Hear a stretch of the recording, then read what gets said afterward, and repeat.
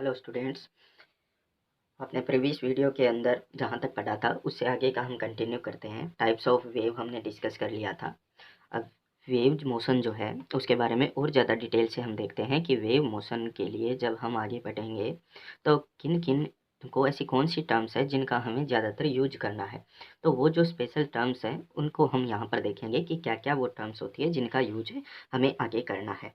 तो हम लिखते हैं important terms regarding wave. Wave से रिलेटेड ऐसी कौन सी टर्म्स है जिनका हमें ज़्यादातर यूज करना होता है। तो फर्स्ट जो इसके अंदर टर्म आती है अपने पास जो हम पढ़ेंगे वो फर्स्ट टर्म होती है एम्पलीट्यूड। एम्पलीट्यूड क्या होता है, हमने एसएचएम के अंदर पढ़ा होगा। एम्पलीट्यूड जो है डिनोट किया जाता है ए से। होता क्या है, maximum displacement of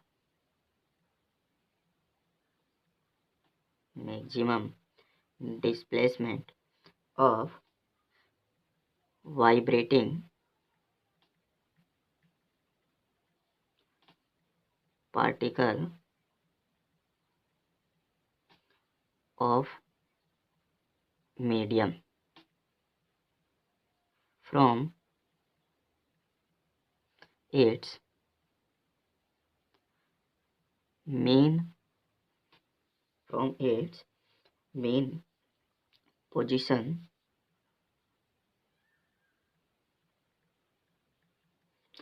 is known as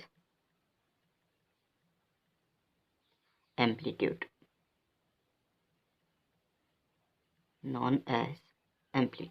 amplitude क्या होता है, maximum displacement of vibrating particle of medium from its mean position is known as amplitude.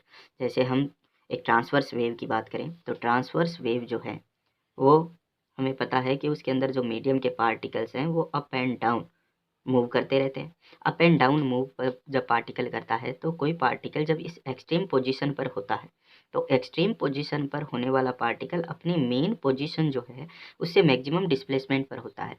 तो ये जो पॉइंट यहाँ पर है वो मैक्सिमम डिस्प्लेसमेंट पर है और इस मैक्सिमम डिस्प्लेसमेंट को ही बोला जाता है एम्पलीट्यूड और इसे डिनोट किया जाता है ए से। ये जो पार्टिकल है वो भी मैक्सिमम डिस्प्लेसमेंट की कंडीशन में है तो ये जो डिस्टेंस है या डिस्प्लेसमेंट है इसी को बोला जाता है amplitude of A wave. Second जो अपने पास है, सेकंड इम्पोर्टेंट टर्म होती है वेवलेंथ। वेव के लिए वेवलेंथ बहुत इंपॉर्टेंट टर्म होती है। वेवलेंथ को हम रिप्रेजेंट करते हैं लैम्डा से। होती क्या है, इसकी हम एक से ज़्यादा डेफिनेशन दे सकते हैं अलग अलग बेसिस पर। वेवलेंथ क्या होती है, it is equal to the distance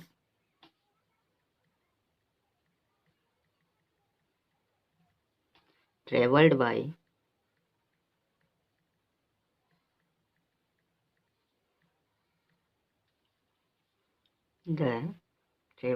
by the wave during the time in which any one particle of the medium completes one vibration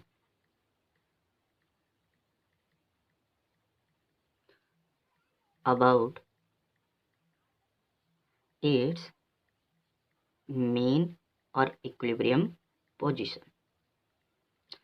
कोई भी मीडियम का पार्टिकल जितने टाइम के अंदर एक वाइब्रेशन कंप्लीट करता है अपनी मेन पोजीशन या इक्विलिब्रियम पोजीशन के अलोंग, उतने टाइम में वेव जितनी डिस्टेंस कवर करती है उसे बोला जाता है वेवलेंथ। या फिर हम इसे ऐसे भी बोल सकते हैं, distance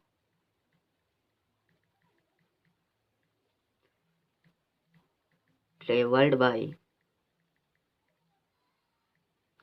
the wave in one time period. एक रोटेशन के अंदर, एक वाइब्रेशन के अंदर जितना टाइम लगता है उसे हम बोलते हैं time period.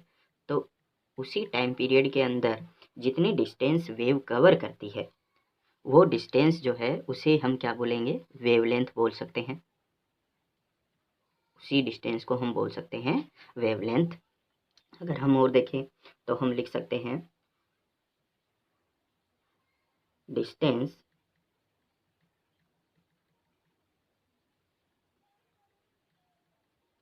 Between the two successive यानी continuous two successive points with the same phase.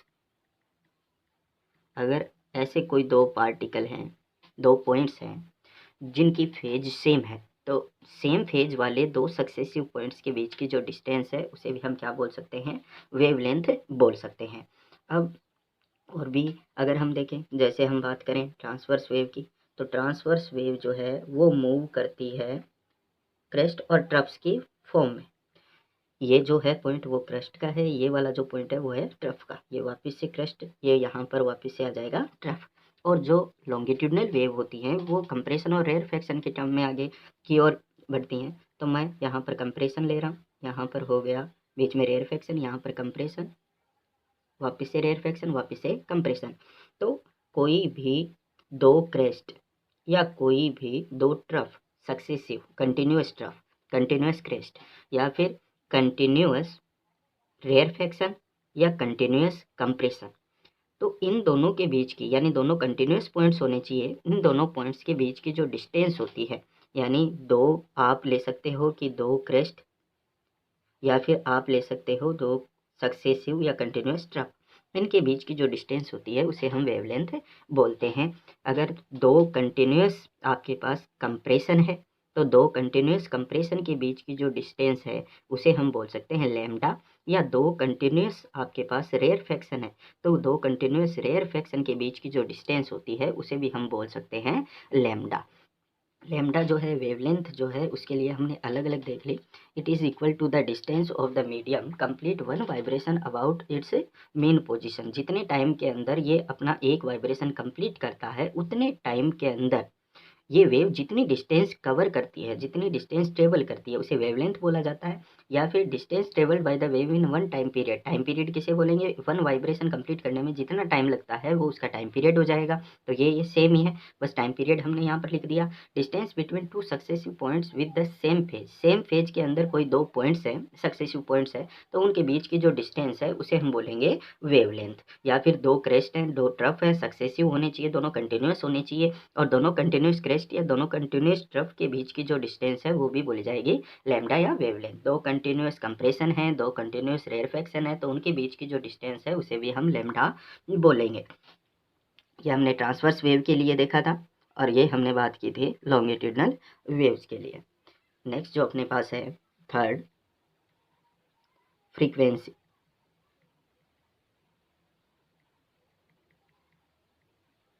ये सारी की सारी नॉर्मल टर्म्स हैं जो यूज में आएंगी आपके पास।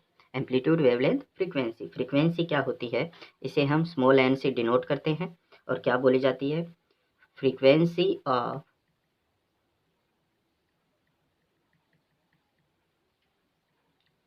Vibration of A particle is defined as the number of vibrations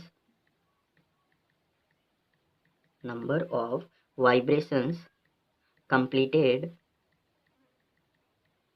by particle in only 1 second.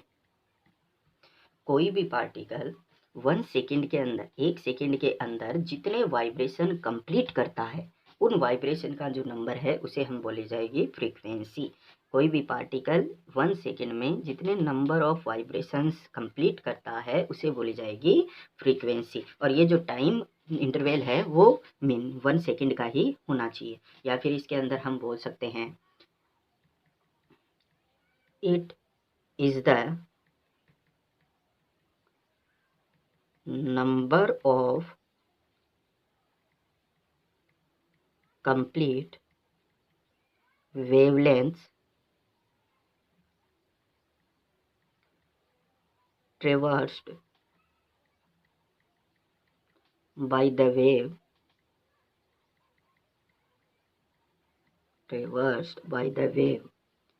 in 1 second. क्या बोल सकते हैं? It is the number of complete wavelengths traversed bye the wave in 1 second. इसकी जो unit होती है frequency की, unit जो होती है वो होती है हर्ट्ज। हर्ट्ज जो है इसकी यूनिट होती है, या फिर हम बोल सकते हैं पर सेकेंड जो है वो इसकी यूनिट होती है। फ्रीक्वेंसी और जो टाइम पीरियड है उसके अंदर हम रिलेशन भी लिख सकते हैं। फोर्थ जो अपने पास इम्पोर्टेंट टर्म्स है, फोर्थ होती है time period.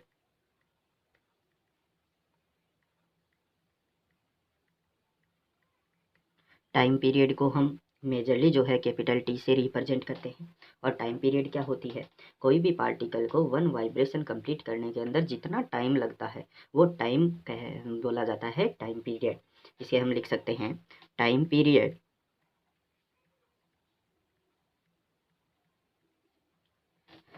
Is the time in which a particle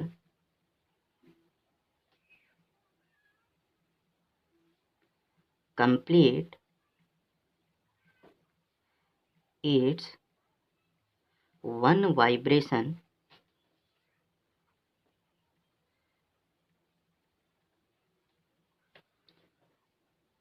complete, क्या लिख दिया? Time period is the time in which a particle completes its 1 vibration about its mean या इक्विलिब्रियम मीन और इक्विलिब्रियम पोजीशन। इसे हम ऐसे भी बोल सकते हैं कि it is the time taken by the wave to travel a distance equal to 1 wavelength. ये जो है इसकी हम सेकेंडरी डेफिनेशन जो है उसका आप यूज कर सकते हैं, या फिर कई न्यूमेरिकल्स के अंदर वो लाइन दे देता है अपने को थोड़ा सा कंफ्यूज करने के लिए। तो इसे हम लिख लेते हैं। क्या होता है? It is the time taken by the wave to travel a distance equal to 1 wavelength।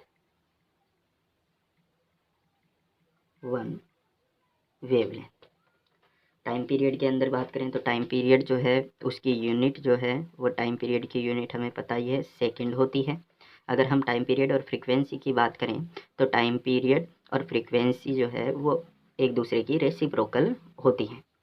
Time period और फ्रीक्वेंसी जो है वो एक दूसरे की रेसिप्रोकल होती है, यानी time period is equal to 1 upon a frequency. Next अगर हम बात करें, नेक्स्ट अपने पास होती है वेव पल्स।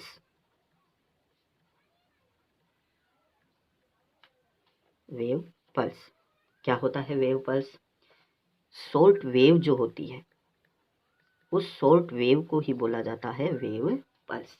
कोई भी शॉर्ट वेव है वो शॉर्ट टाइम के लिए अगर किसी मीडियम के अंदर प्रोड्यूस हो रही है, कोई भी शॉर्ट वेव है अगर वो शॉर्ट टाइम के लिए किसी मीडियम के अंदर प्रोड्यूस हो रही है या प्रोपेगेट हो रही है, तो उसे हम बोलते हैं वेव पल्स। यानी अगर कोई हम स्ट्रिंग ले लेते हैं, यहाँ पर एक रिजिड सपोर्ट है और हमने एक स्ट्रिंग जो है वो इससे अटैच कर रखी है। अगर हम अपने हैंड को एक बार ऊपर करते हैं और वापस मेन पोजीशन के अंदर ले आते हैं, तो इस स्ट्रिंग के अंदर जो एक छोटी वेव प्रोड्यूस होती है वो प्रोड्यूस कुछ ही टाइम के लिए होती है और वो उस टाइम के बाद में यहाँ पर नहीं रहती है। तो ये जो वेव प्रोड्यूस हो रही है, शॉर्ट वेव प्रोड्यूस हो रही है, इसे बोला जाता है वेव पल्स। इसी के साथ ही हम अलग से बात कर सकते हैं, सिक्स्थ जो होता है वेव ट्रेन। वेव ट्रेन क्या होती है? वेव पल्स तो है शॉर्ट वेव, शॉर्ट टाइम के लिए। अगर इसी तरीके से कंटिन्यूअस बहुत सारी वेव पल्स हों, कंटिन्यूअस बहुत सारी वेव पल्स जो हैं वो मीडियम के अंदर प्रोड्यूस हो रही हैं, तो इन वेव पल्स को जो है, कंटिन्यूअस वेव पल्स को बोला जाएगा वेव ट्रेन। यानी सीरीज ऑफ वेव पल्स जो होती हैं, सीरीज ऑफ वेव पल्स जो होती हैं उन्हें बोला जाएगा वेव ट्रेन। यानी कंटिन्यूअस वेव पल्स अगर है मीडियम के अंदर तो उन्हें बोला जाएगा वेव ट्रेन। नेक्स्ट जो है अपने पास 7 वेव फ्रंट। ये हम अपनी नॉर्मल लाइफ के अंदर, नॉर्मल जो पानी के अंदर कोई पत्थर गिर जाए तो जो उसके चारों ओर जो राउंड शेप के अंदर जो प्रोड्यूस हो रही है जो वेव्स हैं, वो राउंड शेप जो है उसी को बोला जाता है वेव फ्रंट। वेव फ्रंट होता क्या है कि वेव फ्रंट जो है वो एक लाइन या सरफेस होती है जिस पर जो डिस्टरबेंस प्रोड्यूस होते हैं वो सभी पॉइंट्स पर सेम फेज के अंदर होते हैं। अगर हम देखें, जैसे मैं लिखना चाहूँ इसके अंदर, ए wave front is a line or surface on which the disturbance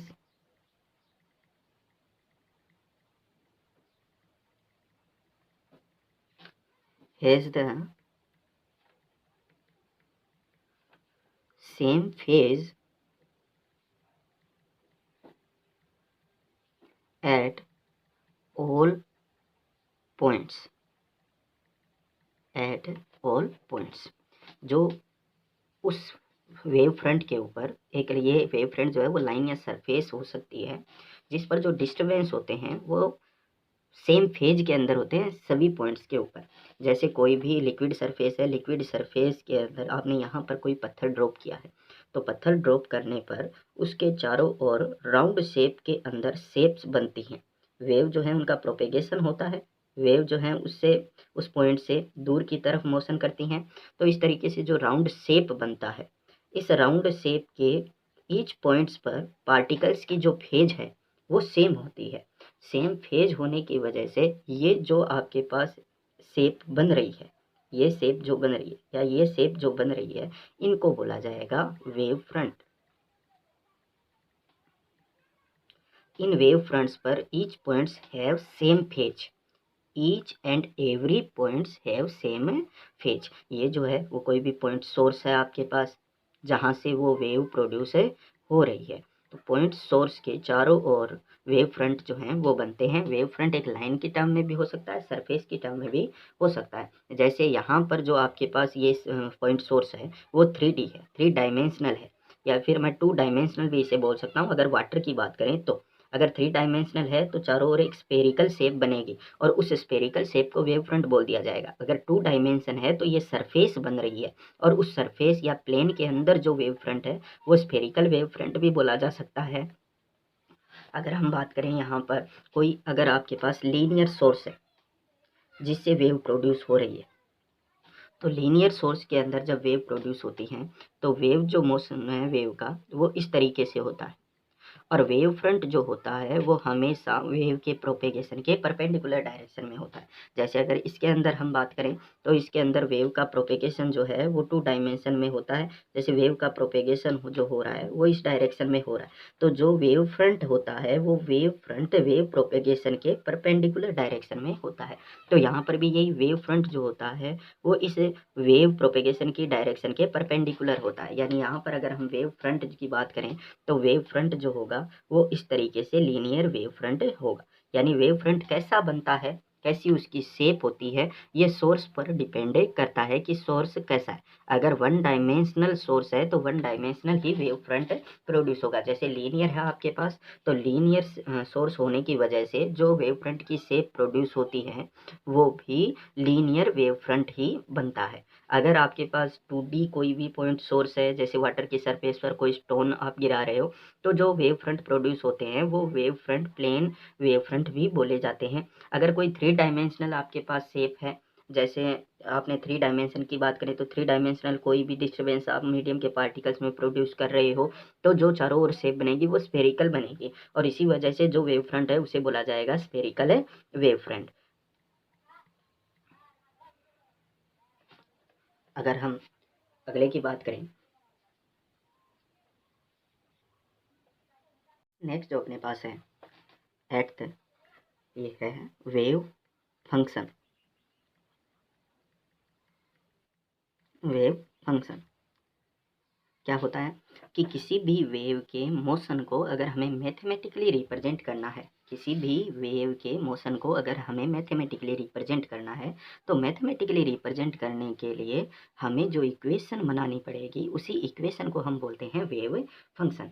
यानी हम बोल सकते हैं कि अगर कोई वन डायमेंशनल वेव जो है वो प्लस एक्स एक्सिस के अलोंग मूव कर रही है और एक्स एक्सिस के डायरेक्शन में मूव करते हुए इक्विलिब्रियम पोजीशन जो है वो एक्स है उसकी, तो इन दिस केस वाई जो है वो a function of position x and time T के रेस्पेक्ट में होगा। यानी किसी भी वेव के लिए अगर आपको ये बताना है कि वेव कौन सी डायरेक्शन में मूव कर रही है या किस तरीके से वो मूव कर रही है, उसका डिस्प्लेसमेंट कितना है, तो वो सारी चीज़ें जो है वो हम वेव फंक्शन से पता लगा सकते हैं, या फिर उस वेव के लिए वो सारी चीज़ें जो हैं वो वेव फंक्शन के अंदर इंक्लूड होती हैं। यानी it is the function of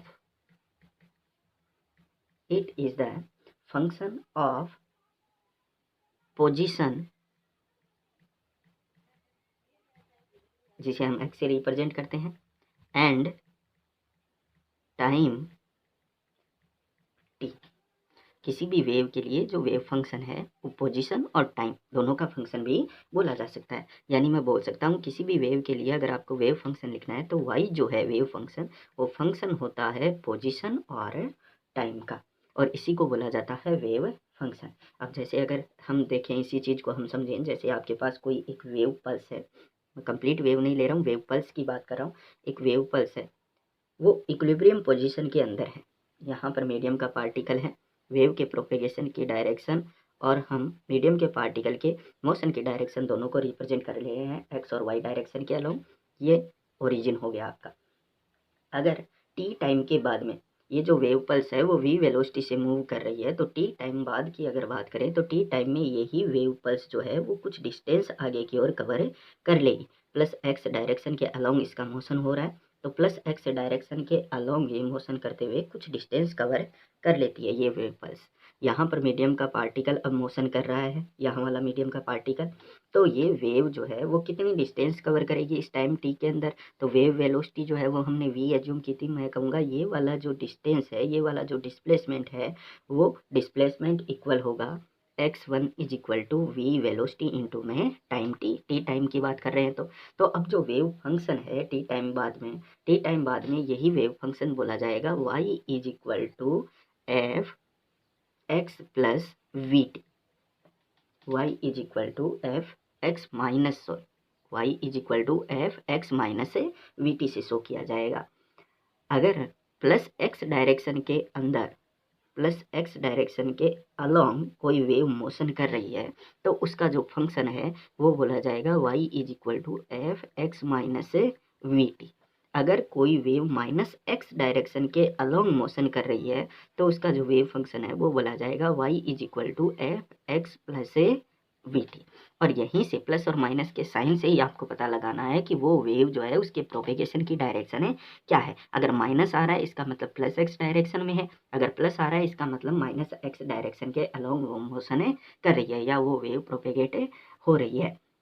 अब जो वेव फंक्शन है जो वेव को रिप्रेजेंट करता है इसके अंदर तीन क्वांटिटी जो है वो उनका कॉम्बिनेशन होना चाहिए। तीन क्वांटिटी कौन कौन सी? पोजीशन x, वेलोसिटी v और टाइम t। इन तीनों का कॉम्बिनेशन अगर हो रहा है तो वो एक वेव, वो जो वेव फंक्शन है वो एक वेव को रिप्रेजेंट कर रहा है। जैसे अगर हम बात करें एग्जाम्पल के तौर पर, अगर हम बात करें तो जैसे आपके पास कोई इक्वेशन आ गई y is equal to x minus v t, तो ये जो इक्वेशन है वो वेव को रिप्रेजेंट कर रही है। अगर आपके पास इक्वेशन आ गई y is equal to under root x minus v t, तो ये जो इक्वेशन है वो भी एक वेव को रिप्रेजेंट कर रही है। अगर आपके पास इक्वेशन आ गई y इज इक्वल टू ए की पावर माइनस बी, कोई कांस्टेंट है यहाँ पर, एक्स माइनस वी टी की पावर 2, कुछ इस तरीके से आपके पास कोई इक्वेशन आ गई तो ये जो है वो भी वेव को ही रिप्रेजेंट कर रही हैं, यानी ये एक प्रॉपर वेव फंक्शन है। ऐसा वेव फंक्शन जिसके अंदर एक्स वी टी तीनों इंक्लूड होते हैं वो वेव फंक्शन वेव को रिप्रेजेंट करेगा। अब जैसे कुछ और आपके पास मिल जाए, y is equal to arbitrary कोई भी आपको दे दे x square minus v square t square, अब इसके अंदर भी ये तीनों ही हैं, लेकिन ये जो फंक्शन है वो वेव को रिप्रेजेंट नहीं करता है क्योंकि एक्स का स्क्वायर आ गया और टाइम का भी स्क्वायर आ रहा है यहाँ पर। इसी तरीके से अगर मैं बात करूँ y इज इक्वल टू आपको बोल दे under root x minus under root v t, तो ये जो फंक्शन है वो भी वेव फंक्शन नहीं होता या वेव को रिप्रेजेंट नहीं करता। या फिर आपको बोल दे y is equal to a sine 4x minus 90, तो ये जो हैं इस तरीके के फंक्शन वो वेव को रिप्रेजेंट नहीं करते हैं, तो इनका आपको स्पेशल ध्यान रखना है। नेक्स्ट जो अपने पास है, नेक्स्ट जो आपके पास है वो है हार्मोनिक वेव।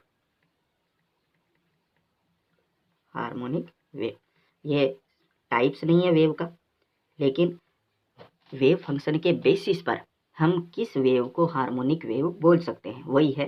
अगर इसके अंदर हम लिखते हैं if A travelling wave, if a traveling wave is a sine or cos function, sine or cos function of x plus minus vt, sine or cos function of x plus minus vt, the wave is said to be harmonic wave or plane progressive wave, plane progressive wave. यदि कोई भी wave जो है वो इस तरीके से travel कर रही है कि उसका वेव फंक्शन जो है वो x plus minus v T जो है वेव फंक्शन वो साइन और कोस का फंक्शन है, तो उस वेव को हम बोलेंगे हार्मोनिक वेव और प्लेन प्रोग्रेसिव वेव भी बोला जाएगा उसे। नेक्स्ट जो है अपने पास the wave equation. The wave equation, wave equation क्या होती है? कोई भी वेव की जो इक्वेशन है या कोई भी इक्वेशन है अगर वो वेव की ही है तो वो एक डिफरेंशियल इक्वेशन को सेटिस्फाई करती है। अगर वो सेटिस्फाई करती है उस डिफरेंशियल इक्वेशन को तो ही वो इक्वेशन जो है वो वेव की होती है। और ये जो डिफरेंशियल इक्वेशन है it is given by del square y upon में del t square is equal to v square del square y upon में डेल एक्स स्क्वायर। और यहाँ पर जो v है is equal to omega upon k. ये क्या होता है वो हम आगे डिस्कस करेंगे। अभी हमें ये भी ध्यान में रखना है कि वेव्स जो है उनकी कोई भी इक्वेशन जो होती है, वेव की कोई भी इक्वेशन, और उसके बारे में आपको पता करना हो कि ये वेव को रिप्रेजेंट कर रही है या नहीं रिप्रेजेंट कर रही है, या ये वेव की इक्वेशन है या नहीं है, इस बात का पता हमें इस डिफरेंशियल इक्वेशन से चलता है। अगर वो वेव इक्वेशन इस डिफरेंशियल इक्वेशन को सेटिस्फाई कर रही है तो वो वेव की इक्वेशन है, वरना वो वेव की इक्वेशन नहीं है। अगला जो हम देखते हैं,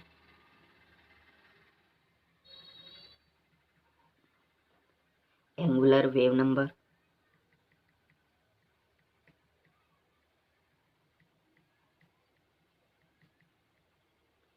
एंगुलर वेव नंबर, इसको हम रिप्रेजेंट करते हैं के से, या इसको हम एक नाम और भी देते हैं, प्रोपेगेशन कांस्टेंट। कई जगह इसको प्रोपेगेशन कांस्टेंट नाम दिया हुआ है, कई जगह एंगुलर वेव नंबर बोला जाता है, दोनों का मतलब एक ही है। इसको रिप्रेजेंट करते हैं के से, और इसके अंदर होता क्या है, क्या होता है प्रोपेगेशन कांस्टेंट? प्रोपेगेशन कांस्टेंट होता है number of wavelength, number of wavelengths in the distance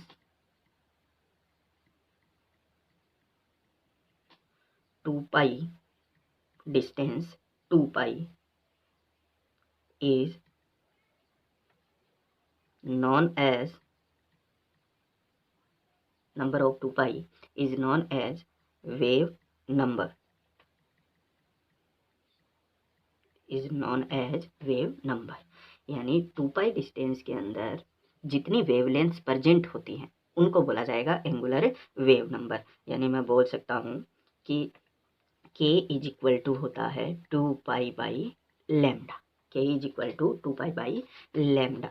2 pi distance के अंदर जितने नंबर ऑफ वेवलेंथ प्रेजेंट होती है उसे हम बोलेंगे प्रोपेगेशन कांस्टेंट। अब यहाँ से अगर हम k की यूनिट देखें तो k की यूनिट जो है वो हो जाएगी 2 पाई ऊपर आ रहा है, यानी रेडियन पर लैम्डा डिस्टेंस है, और डिस्टेंस की जो ऐसा यूनिट होती है वो होती है metre.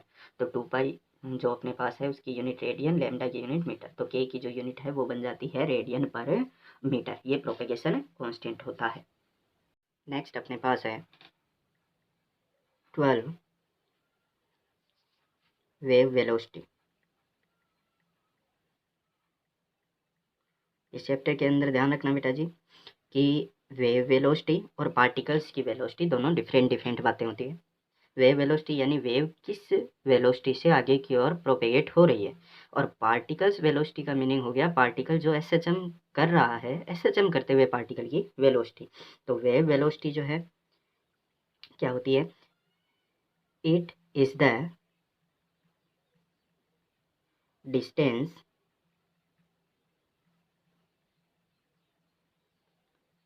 Travelled by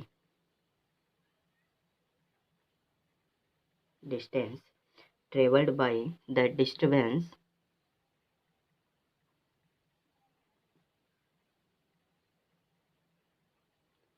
in one time period,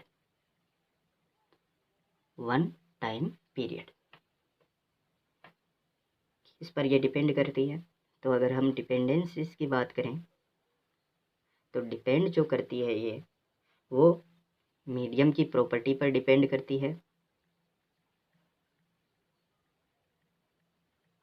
properties of medium पर डिपेंड करेगी केवल और केवल। अगर हम बात करें पोजीशन और टाइम की तो पोजीशन और टाइम जो है दोनों पर ही वेव वेलोसिटी डिपेंड नहीं करती। पोजीशन एंड टाइम पर वेव वेलोसिटी डिपेंड नहीं करती, केवल मीडियम पर डिपेंड करती है। मीडियम कैसा है, क्या उसकी प्रॉपर्टीज़ हैं, इस पर। अगर हम बात करें कि कितना होगी वेव वेलोसिटी, तो वेव वेलोसिटी जो होती है वी डब्ल्यू इज इक्वल टू होती है एन लेमडा। एन लेमडा हमने क्यों लिखा, क्योंकि हम लिख सकते हैं यहाँ पर कि वेव वेलोसिटी जो होती है वो होती है डिस्प्लेसमेंट अपॉन में टाइम। टाइम का रेसिप्रोकल होती है फ्रीक्वेंसी, फ्रीक्वेंसी स्वयं से रिप्रेजेंट किया जाता है। तो v is equal to lambda या lambda by T.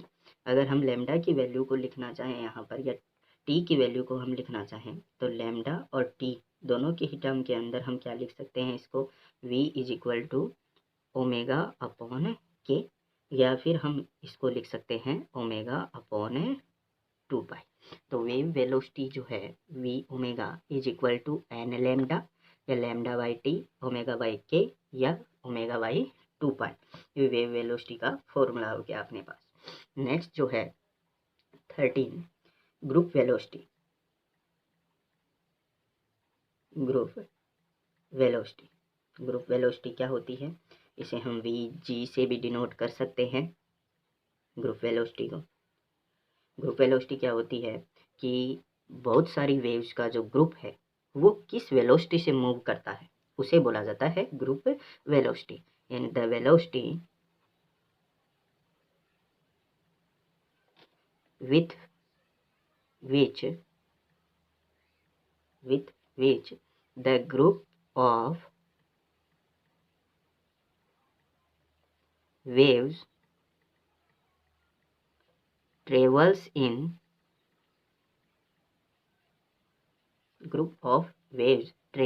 is known as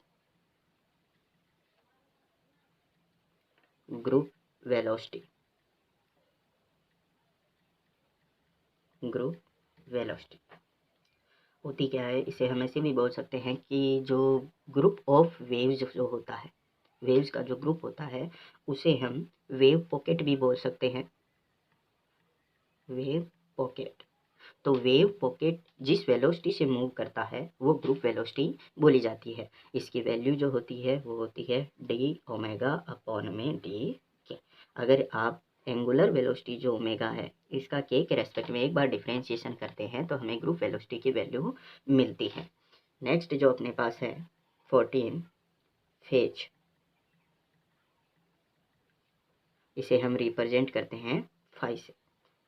phase क्या होती है कि किसी भी इंस्टेंट पर वो क्वांटिटी जिससे हमें ये पता चले कि पार्टिकल का डिस्प्लेसमेंट और मोशन की डायरेक्शन क्या है, वो क्वांटिटी बोली जाती है फेज। रिपीट करता हूँ मैं वापस से कि किसी भी इंस्टेंट पर जब पार्टिकल मोशन कर रहा है या वेव प्रोपेगेट हो रही है, तो किसी भी इंस्टेंट पर अगर पार्टिकल की डिस्प्लेसमेंट और मोशन की डायरेक्शन दोनों को जो क्वांटिटी रिप्रेजेंट करती है, एक्सप्रेस करती है, वह क्वांटिटी बोली जाती है फेज।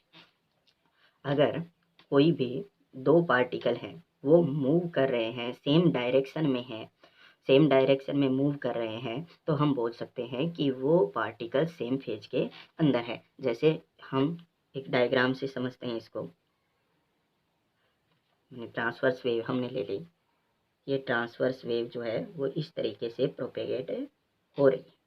अब अगर हमें पता लगाना हो कि कौन कौन से पार्टिकल्स की फेज सेम है, कौन से पार्टिकल्स की सेम फेज नहीं है, तो हम फर्स्ट पार्टिकल की बात करेंगे। ये 1 पार्टिकल यहाँ पर है, ये 2 यहाँ पर जो है वो 3rd पार्टिकल, यहाँ पर जो है वो 4th पार्टिकल है। तो अब अगर हमें पता करना हो कि कौन कौन सी फेज जो हैं या कौन कौन से पार्टिकल्स सेम फेज के अंदर है, तो मैं एक और यहाँ पर इंक्रीज कर देता हूँ, यहाँ पर बोल देता हूँ 5th पार्टिकल। तो कौन कौन से पार्टिकल सेम फेज के अंदर होंगे, ये हमें उनके मोशन की डायरेक्शन से पता लगेगा। कि फर्स्ट वाला जो पार्टिकल है उसके मोशन की अगर हम डायरेक्शन देखें, तो फर्स्ट वाले पार्टिकल के मोशन की डायरेक्शन है डाउनवर्ड, क्योंकि अब ये मेन पोजीशन पर है। इससे अगले वाला पार्टिकल जो है वो एक्सट्रीम पोजीशन पर है प्लस वाई डायरेक्शन में। तो जो इससे पहले वाला पार्टिकल है वो होगा लोअर एक्सट्रीम पोजीशन के अंदर। तो फर्स्ट वाला जो पार्टिकल है उसके मूव करने की जो डायरेक्शन है वो है डाउनवर्ड। अगर हम सेकंड की बात करें तो सेकंड वाले पार्टिकल से सेकंड वाला जो पार्टिकल है वो किधर मूव करने की कोशिश करेगा। ये जो सेकंड वाला पार्टिकल है वो अपवर्ड डायरेक्शन में मूव करने की कोशिश करता है। थर्ड वाले अगर पार्टिकल की बात करें तो थर्ड वाला पार्टिकल किधर मूव करने की कोशिश करेगा, डाउनवर्ड डायरेक्शन में। फोर्थ वाला पार्टिकल उसी तरीके से किधर मूव करने की कोशिश करेगा, अपवर्ड डायरेक्शन में। और फिफ्थ वाला वापस किधर मूव करने की कोशिश करेगा, डाउनवर्ड डायरेक्शन में। तो हम ये बोल सकते हैं कि कौन कौन से पार्टिकल सेम फेज में होंगे यानी सेम डायरेक्शन में होगी। तो 1, 3 और 5, 1, 3 और 5, ये तीनों जो हैं उन तीनों की जो मूविंग डायरेक्शन है वो सेम है। और मूविंग डायरेक्शन सेम है यानी मैं बोल सकता हूँ कि 1, 3, 5 जो पार्टिकल्स हैं वो सेम फेज के अंदर हैं, यानी उनके डायरेक्शन ऑफ मोशन जो है वो सेम है। तो ये सेम फेज के अंदर है।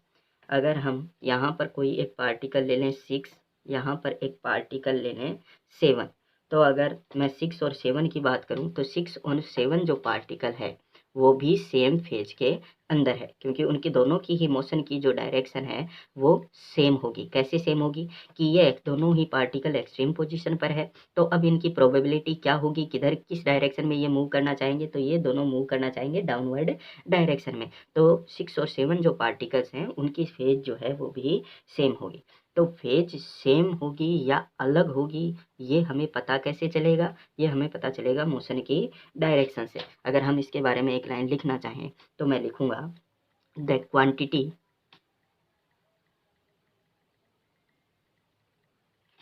Which express at any instant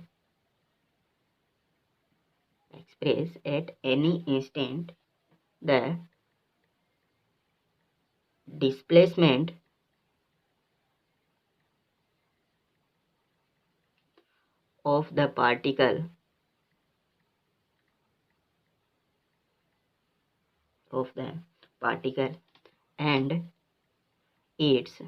of the particle and its direction of motion is called the phase of particle या मीडियम पार्टिकल। चलिए अब अगर हम फेज की बात करें तो हमें यही ध्यान रखना है कि the quantity which express at any instant the displacement of the particle and its direction of motion। जो क्वांटिटी है यानी फेज जो है वो किसी भी टाइम पर किसी भी इंस्टेंट पर पार्टिकल के डिस्प्लेसमेंट और उसके मोशन की डायरेक्शन के बारे में हमें बताता है। नेक्स्ट जो है अपने पास 15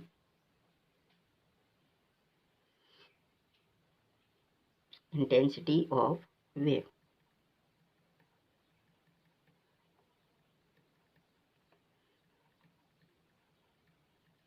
इंटेंसिटी ऑफ वेव क्या होती है इंटेंसिटी? इंटेंसिटी जो होती है वो average amount of energy flow होती है पर यूनिट टाइम और per unit cross sectional area के अंदर। The wave intensity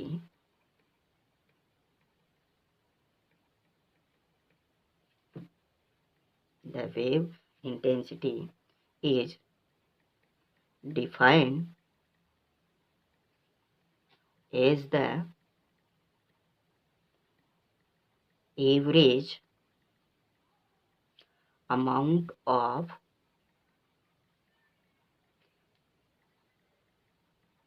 energy flow in medium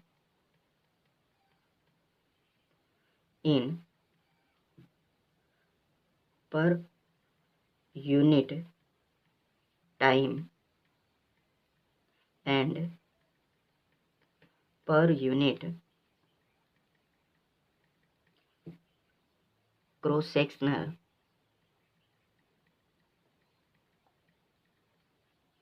area per unit time और per unit cross sectional area के अंदर मीडियम के अंदर जो एनर्जी फ्लो होता है, मीडियम के अंदर जो एनर्जी फ्लो होता है उसी को बोला जाता है intensity of wave. Intensity of wave के लिए हम अगर एक फॉर्मूला देखें तो जो इंटेंसिटी ऑफ वेव है आई इज इक्वल टू होता है एनर्जी अपॉन में एरिया इंटू में टाइम। एनर्जी की अगर बात करें या एनर्जी अपॉन टाइम की बात करें तो एनर्जी अपॉन टाइम होती है पावर। तो मैं लिख सकता हूँ पावर अपॉन में एरिया, पावर अपॉन में एरिया, और इसकी वैल्यू जो हमें मिलती है वो मिलती है 2 pi n a v, 2 pi n a v rho. अगर हम बेसिक की बात करें कि आई जो है उसका सिंपल रिलेशन अपने पास क्या होना चाहिए, तो आई जो है इंटेंसिटी ऑफ वेव है उसका सिंपल रिलेशन जो होता है वो आपको केवल इतना ही ध्यान रखना है कि इंटेंसिटी जो है वो डायरेक्टली प्रोपोर्शनल होती है ए स्क्वायर। ए जो है वो यहाँ पर एम्पलीट्यूड है, एन जो है वो फ्रीक्वेंसी है, वी जो है वो वेलोसिटी है वेव की, रो जो है वो मीडियम की डेंसिटी है। तो अगर वी और रो दोनों को हम कांस्टेंट एज्यूम करें तो कांस्टेंट एज्यूम करने पर जो इंटेंसिटी है वेव की वो एम्पलीट्यूड के स्क्वायर के डायरेक्टली प्रोपोर्शनल होती है। अगर हम कोई भी आपके पास एक पॉइंट सोर्स है और उस पॉइंट सोर्स से आर डिस्टेंस पर अगर इंटेंसिटी हमें पता करनी है, कोई भी पॉइंट सोर्स है और उस पॉइंट सोर्स से आर डिस्टेंस पर अगर हमें इंटेंसिटी पता करनी है तो वो इंटेंसिटी की वैल्यू कितनी होगी वो हम देखते हैं। लिख लेता हूँ कि at A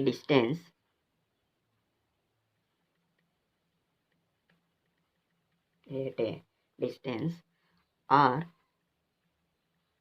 from a point source of power P, कोई भी पॉइंट सोर्स है पावर P का, उससे R डिस्टेंस पर अगर आपको इंटेंसिटी पता करनी है तो वो इंटेंसिटी जो है वो intensity I is equal to होती है power upon area. Power P given है आपको, एरिया जो है R डिस्टेंस है, तो मैं यहाँ पर लिख देता हूँ ये आपका पॉइंट सोर्स है। अगर इससे R डिस्टेंस पर आपको इंटेंसिटी पता करनी है तो R डिस्टेंस से जो एरिया कवर्ड है वो एरिया आपको यहाँ पर लिखना पड़ेगा। तो जो एरिया कवर है वो स्फेरिकल बनेगा अगर पॉइंट सोर्स है स्पेस के अंदर तो, और उस स्पेयर के लिए जो एरिया है वो कितना होता है 4 पाई आर स्क्वायर। अगर आर जो है वो डिस्टेंस है उसकी तो यहाँ से हम ये देख सकते हैं कि आई जो इंटेंसिटी है वो रेसिप्रोकल होती है आर स्क्वायर के, या फिर मैं बोल सकता हूँ इन्वर्सली प्रोपोर्शनल होती है आर स्क्वायर के। यानी डिस्टेंस जितनी इंक्रीज होती जाएगी पॉइंट सोर्स से जितनी ज़्यादा डिस्टेंस इंक्रीज होगी इंटेंसिटी की वैल्यू उतनी ही कम होगी। इंटेंसिटी की अगर हम यूनिट की बात करें तो इंटेंसिटी की यूनिट जो होती है वो होती है वेबर पर मीटर। डब्ल्यू यानी सॉरी वेबर नहीं, डब्ल्यू का मीनिंग हो गया वाट पर मीटर। इंटेंसिटी की यूनिट होती है वाट पर मीटर। वाट जो है वो पावर की यूनिट हो गई। यहाँ पर अपने पास एरिया और है तो एरिया के साथ ही क्या आ जाएगा अपने पास वाट पर मीटर, तो यूनिट हो गई वाट पर मीटर। अगर हम कुछ और बातें करें कि जो ह्यूमन ईयर है, ह्यूमन ईयर वो कितनी इंटेंसिटी का साउंड सुन सकते हैं, यानी उनके साउंड सुनने की जो कैपेबिलिटी है कितनी इंटेंसिटी का साउंड वो सुन सकते हैं वो बोली जाती है threshold of intensity. Threshold of intensity, human ear कितनी इंटेंसिटी का साउंड सुन सकते हैं वो बोली जाती है थ्रेशोल्ड ऑफ इंटेंसिटी। और इसकी वैल्यू कितनी होती है, इसकी वैल्यू होती है 10⁻12 वाट पर मीटर। जो वैल्यू है वो मिनिमम होती है कि मिनिमम इतनी इंटेंसिटी इंटेंसिटी का साउंड जो है वो ह्यूमन ईयर जो है वो सुन सकते हैं। तो इसे क्या बोला जाएगा? Threshold of intensity. मैक्सिमम कितनी इंटेंसिटी का साउंड ह्यूमन ईयर सुन सकते हैं यानी टॉलरेट कर सकते हैं? तो ह्यूमन ईयर जो है वो मैक्सिमम 1 वाट पर मीटर इंटेंसिटी का साउंड जो है वो टॉलरेट कर सकते हैं, टॉलरेट कर सकते हैं। इससे ज़्यादा का साउंड जो है वो ह्यूमन के ईयर जो है वो टॉलरेट नहीं कर सकते, और इसको बोला जाता है थ्रेशोल्ड ऑफ पेन। इसको बोला जाता है थ्रेशोल्ड ऑफ पेन। इसको तो बोला जाएगा थ्रेशोल्ड ऑफ इंटेंसिटी। ये जो थ्रेशोल्ड ऑफ इंटेंसिटी है ये है आपके पास मिनिमम, यानी मिनिमम कितनी इंटेंसिटी का साउंड जो है वो ह्यूमन ईयर सुन सकते हैं, वो थ्रेशोल्ड ऑफ इंटेंसिटी 10⁻⁻12 वाट पर मीटर। और ह्यूमन ईयर मैक्सिमम कितनी इंटेंसिटी का साउंड टॉलरेट कर सकते हैं? 1 वाट पर मीटर। इसको बोला जाता है थ्रेशोल्ड ऑफ पेन। नेक्स्ट अगर हम देखें तो नेक्स्ट अपने पास 16 है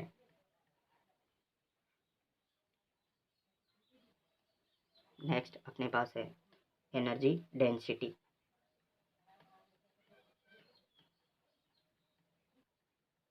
एनर्जी डेंसिटी क्या होती है? डेंसिटी नाम से ही पता चल रहा है। Energy associated with unit volume of medium. Unit volume of medium से रिलेटेड एसोसिएटेड जितनी एनर्जी होती है उसे बोला जाता है energy density. The energy associated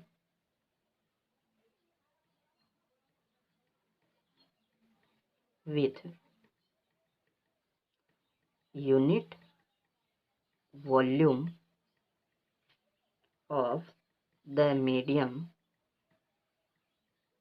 unit volume of the medium is known as energy density. एनर्जी डेंसिटी की वैल्यू जो है, एनर्जी डेंसिटी की जो वैल्यू है वो होती है energy associated with per unit volume. तो energy upon volume, energy upon में वॉल्यूम, या फिर इसको मैं बोल सकता हूँ इंटेंसिटी अपॉन में वेलोसिटी। इंटेंसिटी अपॉन वेलोसिटी दोनों ही एनर्जी डेंसिटी के फॉर्मूले होते हैं। इंटेंसिटी की जो वैल्यू है, इंटेंसिटी की वैल्यू 2πN/A रो वी। यहाँ पर हम देखेंगे 2π² आता है, n² आता है, a² आता है, रो वी अपॉन में velocity v is equal to आ जाएगा, v से v कैंसिल आउट होकर 2π² n² a² रो। ये अपने पास एनर्जी डेंसिटी का फॉर्मूला होता है। पीछे जो अपने पास इंटेंसिटी की वैल्यू हमने लिखी है इसमें थोड़ा सा करेक्शन करना। I is equal to intensity की जो वैल्यू है हमने लिखी थी एनर्जी अपॉन में एरिया इंटू टाइम, तो इंटेंसिटी की वैल्यू होती है 2π² n² a² रो वी। ये इंटेंसिटी की वैल्यूज होती हैं।